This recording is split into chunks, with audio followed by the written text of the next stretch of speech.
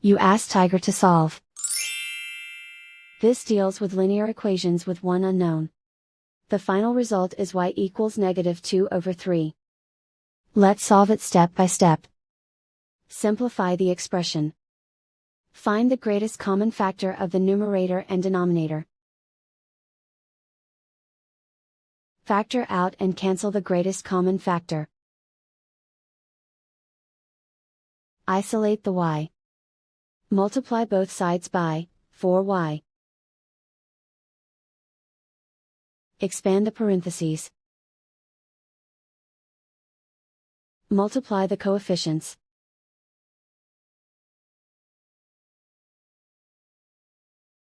Simplify the fraction. Multiply by 0. Group all constants on the right side of the equation.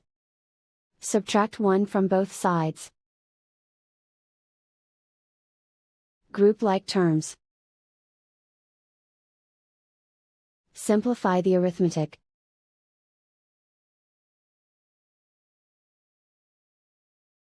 Isolate the y. Multiply both sides by inverse fraction 2/3.